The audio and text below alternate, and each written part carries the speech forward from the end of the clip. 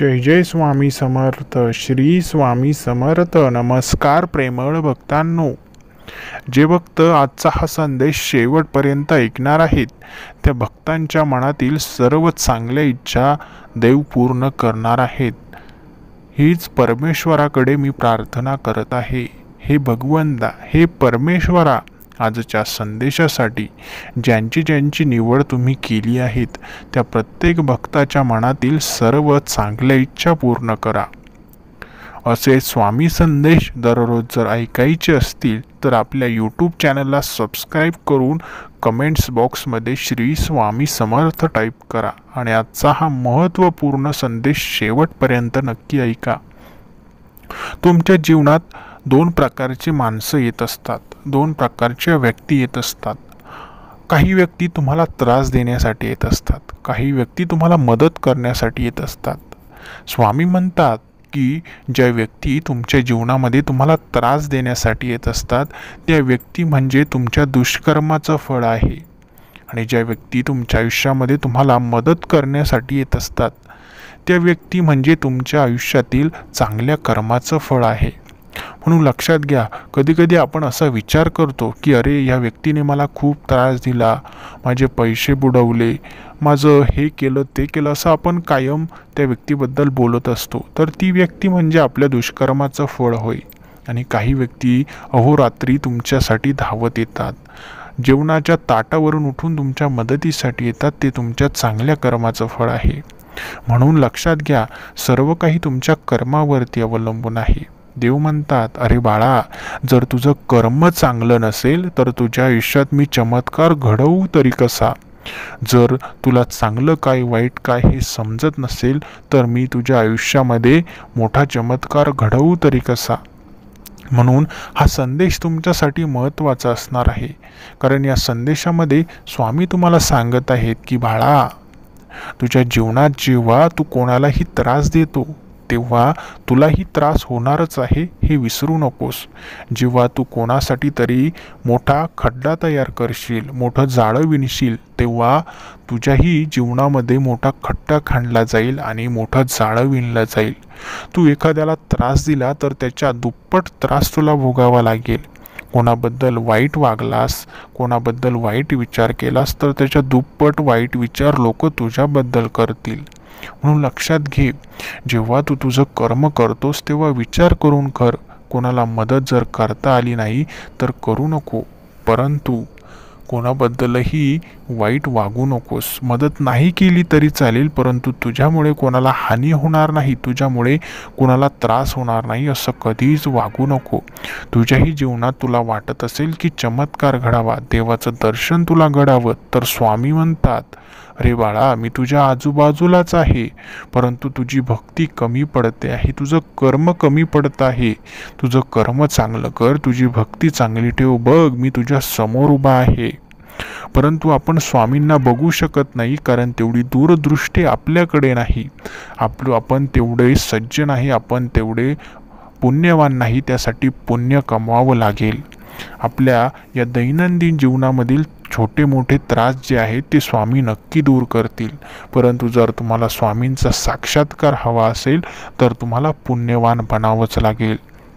या स्वार्थी जगामध्ये असे काही बोटावर मोजण्या एवढेच स्वामी भक्त आहेत की जे सर्वांच्या जीवनाचा विचार करतात. नाहीतर अनेक असे लोक आहेत ज्यांना इतरांचं काही घेणं देणं नसतं. आपल्या शेजारील व्यक्ती आहे, त्याला कुठलाही त्रास झाला तर त्याच्या शेजारील व्यक्ती त्याच्या मदतीसाठी धावून जात नाही. ही सर्वात मोठी आपल्या जीवनातील शोकांतिका आहे.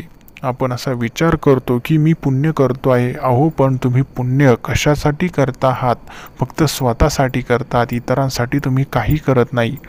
ठीक आहे, तुम्हाला जरी कोणाची मदत करता येत नाही तर करू नका, परंतु तुमच्यामुळे कोणाच्या डोळ्यामध्ये अश्रू येणार नाही, कोणाला त्रास होणार नाही असं तरी वागू नका. परंतु आपल्याच्याने ते सुद्धा होत नाही. आपण इतरांना नेहमी त्रास देतो, आपल्या कुटुंबातील व्यक्तींना त्रास देत असतो, शिव्या देत असतो.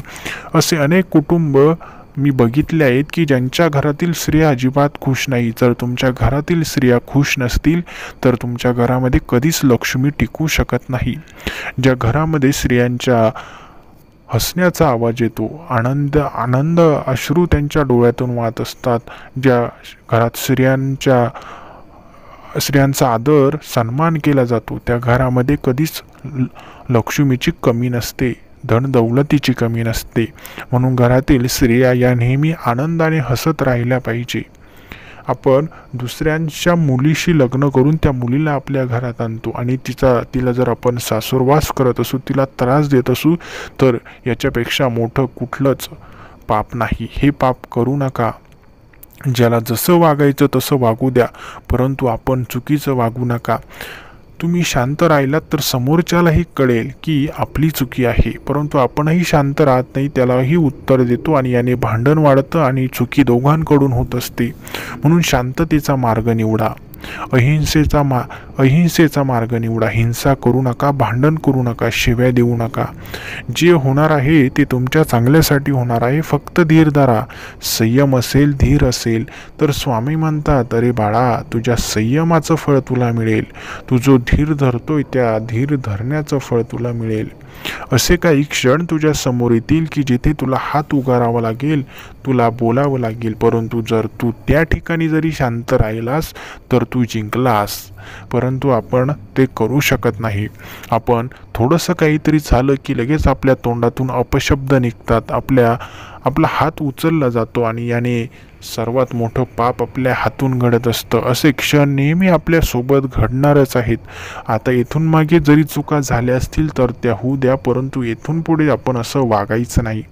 आपण स्वामी भक्त आहोत, आपल्याला स्वामींच्या अहिंसेचा मार्ग निवडायचा आहे, स्वामींच्या शांततेचा मार्ग आपल्याला निवडायचा आहे. स्वामींनी आपल्याला काय शिकवलं? दुसऱ्याचं चांगलं केलं तर तुझं चांगलं होईल. दुसऱ्यांशी चांगला वागलास तर तुझ्याशी सर्वजण चांगले वागतील. दुसऱ्यांच्या सुखाचा विचार केला तर मी स्वतः तुझ्या सुखाचा विचार करेल, असं स्वामी सांगतात. तू दुसऱ्यांची मदत केलीस तर मी स्वतः तुझ्या मदतीसाठी येईल, असे स्वामी सांगतात. हे स्वामींचं सांगणं आपल्यासाठी खूप महत्त्वाचं आहे. परंतु आपण यातील काही गोष्टी जरी नियमाने पाळल्या तरी खूप झालं. सर्व काही आपल्याच्याने होत नाही, कारण आपण कितीही केलं तरी मनुष्य आहे, कलियुगातील मनुष्य आहे. आपल्याकडून 100% कुठलीच गोष्ट होत नाही. परंतु जरी यातून थोड्या जरी गोष्टी झाल्या तरी आपण या भक्तीसाठी पात्र ठरतो. म्हणून स्वामींना पुन्हा एकदा नमस्कार करून हा संदेश इथे संपवतो. जर आजचा हा संदेश तुम्हाला आवडला असेल तर तुमच्या मित्रमंडळींपर्यंत, स्वामी भक्तांपर्यंत नक्की पोहोचवा.